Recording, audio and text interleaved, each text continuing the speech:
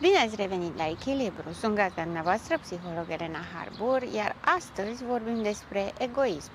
Ce înseamnă egoismul și care sunt limitele de la care începe egoismul să fie destructiv? Să fii egoist este sănătos, chiar dacă știu că toată lumea crede și a rămas cumva cu ideea că egoismul este un lucru negativ și este o caracteristică de evitat sau un comportament intens acuzat. Avem în vedere că din egoism ne naștem singuri, suntem învățați să ne protejăm și instinctele de apărare și de supraviețuire se manifestă tot ca un egoism. Egoismul pornește de la ego, ceea ce înseamnă identitate. Identitate venită la pachet cu stima de sine, cu părerea despre sine și cu încrederea în sine.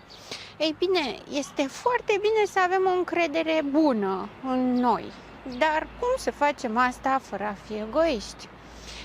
Da, suntem egoiști, suntem prin natura noastră umană egoiști, iar acest lucru, cum spuneam și mai devreme, nu este rău. Pentru că egoismul sănătos înseamnă iubirea de sine. Dacă nu pot să mă iubesc, dacă nu mi ofer comportamente de iubire de sine, asta înseamnă că merg pe autodistrugere. Iubirea de sine înseamnă grija față de propria persoană, înseamnă să iau în vedere și în serios lucrurile de care am nevoie, să pun accentul pe nevoi. Nevoia nu este un moft sau o dorință, nu este ceva la care mă gândesc, ci este ceva ce simt în interiorul meu și care îmi reglează funcționarea în tot ansamblul vieții mele, psihice, emoționale și fizice totodată. Este absolut obligatorie iubirea de sine, pentru că dacă nu avem grijă de noi și nu suntem atenți la nevoile noastre, intrăm în autodistrugere. Ce înseamnă această iubire de sine și până unde este sănătoasă? Ei bine, iubirea de sine înseamnă să mă cunosc, înseamnă să am răbdare cu mine, să am toleranță vis-a-vis de lucrurile care mă irită sau față de lucrurile pe care am tendința să le resping în mod automat, în mod inconștient.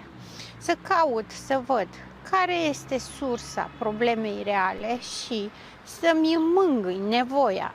Sună un pic ciudat, poate, să spun acest lucru. Pe de altă parte, această mângâiere a nevoii înseamnă un dram de atenție și un dram de seriozitate.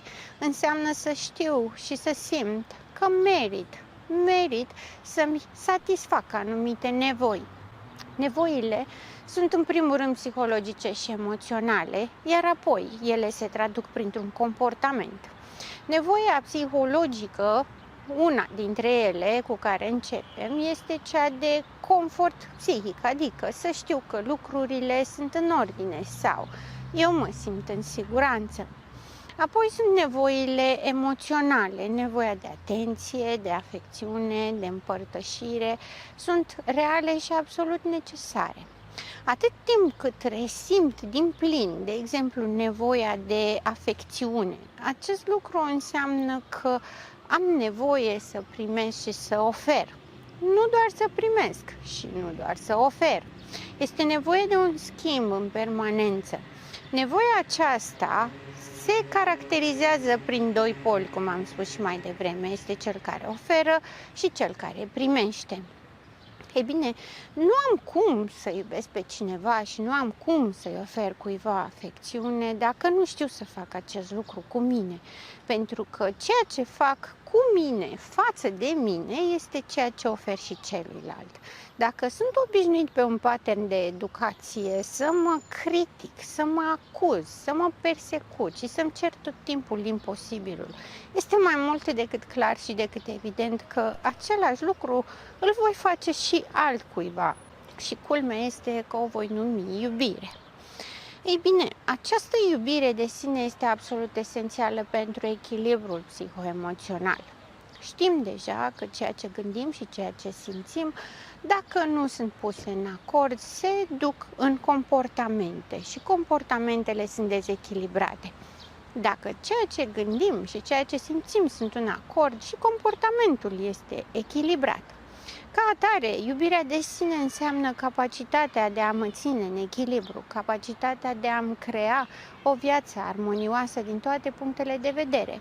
Pentru că armonia înseamnă exact această determinare de iubire față de sine, de a-mi pune în echilibru gândurile și emoțiile. Nu este deloc puțin lucru.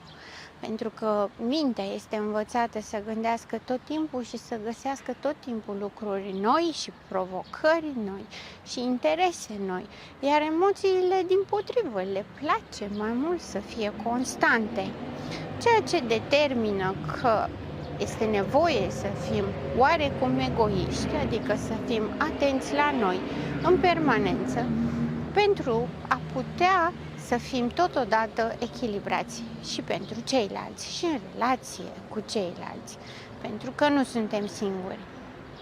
Acesta este egoismul pozitiv. Atât timp cât eu sunt bine, voi putea să fac bine celorlalți și nu invers. Niciodată nu o să fiu bine dacă ceilalți sunt bine, pentru că de multe ori am auzit această expresie. Eu o să fiu bine și o să mă gândesc la mine după ce ceilalți din familie de obicei or să fie bine, sau eu nu pot să fiu bine până ceilalți nu sunt bine. Este fals, pentru că dacă vreau ca ceilalți să fie bine, trebuie prima dată eu să fiu bine, pentru că atât timp cât nu-mi înțeleg nevoile mele reale, nu am cum să înțeleg nevoile reale ale altcuiva. Atât timp cât eu nu-mi găsesc soluții, nu pot să-i ofer soluții reale, pertinente, care să-i folosească unei alte persoane, indiferent cine ar fi aceasta. Bun, avem echilibrul pozitiv, echilibrul care se descarcă în egoismul pozitiv și vine din egoismul pozitiv. Să vorbim puțin despre egoismul negativ de data aceasta.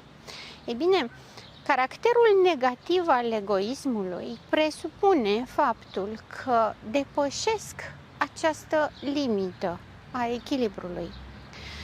Sunt egoist în mod negativ atât timp cât ceea ce fac și atenția pe care mi-o acord le produce daune celorlalți.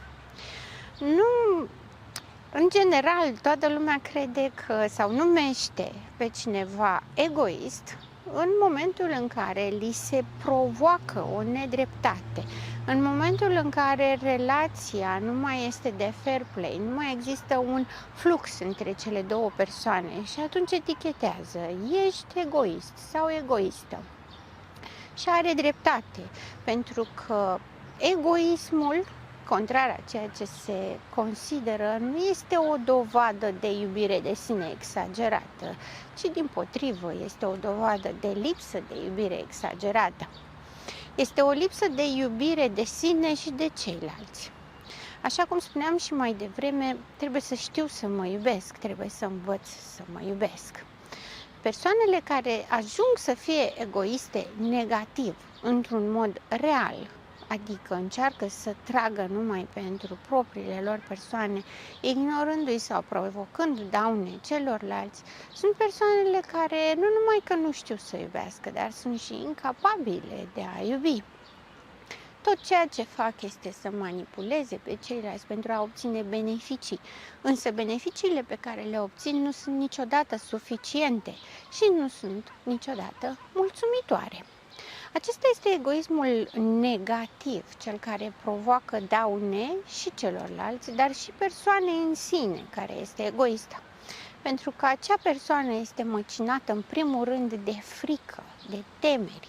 Temerea că va fi trădată, înșelată, persecutată, amenințată, prejudiciată în orice fel și ca atare se apără printr-un egoism negativ. Poate justificat sau poate nu. Pentru că nu există niciodată un egoism negativ dacă nu există un istoric amenințător. Și mai mult decât atât, nu există resursa de a găsi soluțiile. Nici o persoană care se iubește pe sine nu poate fi egoistă, pentru că a învățat iubirea și atât timp cât a învățat iubirea de sine, știe să înțeleagă și emoțiile altei persoane și știe să se raporteze la aceasta. Și mai mult decât atât, emoțiile unei alte persoane, nevoile unei alte persoane nu sunt amenințătoare pentru propria persoană.